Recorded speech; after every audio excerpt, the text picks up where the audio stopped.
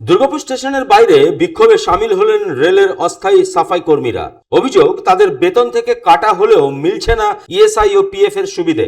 পাশাপাশি দীর্ঘদিন ধরে নানান বঞ্চনার শিকারও হতে হচ্ছে বলে দাবি আন্দোলনকারীদের। কাজ বন্ধ রেখে স্টেশনের বাইরে বিক্ষোভ দেখান সাফাই কর্মীরা। তাদের স্পষ্ট বক্তব্য, দাবি পূরণ না হওয়া পর্যন্ত আন্দোলন চলবে। প্রয়োজনে লাগাতার আন্দোলনের পথেও হাঁটার হুঁশিয়ারি দেন তারা।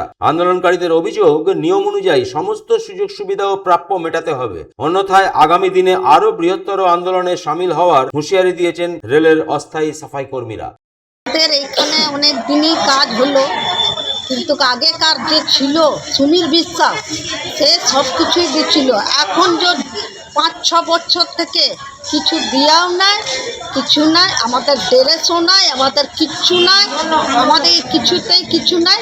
পিএফ নাই, এসআই নাই, মাইনা কখনো 12 তারিখ, কখনো 15 তারিখ, কখনো 19 তারিখ, কখনো 21 তারিখ মাইনার জন্য ঝামেলা করি।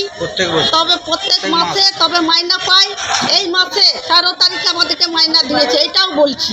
কিন্তু কেন দিয়েছে এটাও বলছি। একটা আমাদের এখানে অফিসার এসেছিল, আমাদের সব কিছু জেনেছিল যে এই দিচ্ছেন না, এই দিচ্ছে না, কি ব্যাপার, কি জন্য দিচ্ছেন না, এইটুকুটা। কিন্তু তারপরে আমাদেরকে 13 তারিখে মাসে মাইনা দিয়েছে, নাইলে মাইনা অমনি দেরি করে। তার মাইনা এখন দিচ্ছে 350 টাকা। এখন আমাদের যাইতে মাইনা সব জায়গায় বেড়েছে, ওই মাইনাটা আমরা চাই। আমাদের 16-17 বছর কাজ হয়ে গেল, আমাদের জন্য কোনোই নাই। এসআই দেখাতে যাই, এসআই এর কাগজ বলে কিছু লেখা নাই, বেরোন। আমরা এসআই পিএফ পাই না।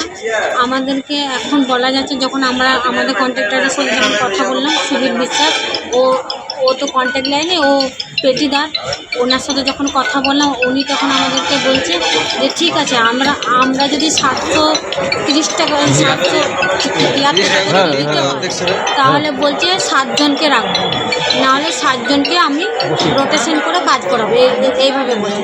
তাহলে আমরা কি 7 জন বসে থাকবো?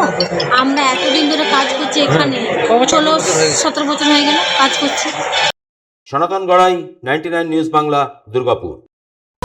আপনারা দেখছেন 99 নিউজ বাংলা। বদলাবো আমরা।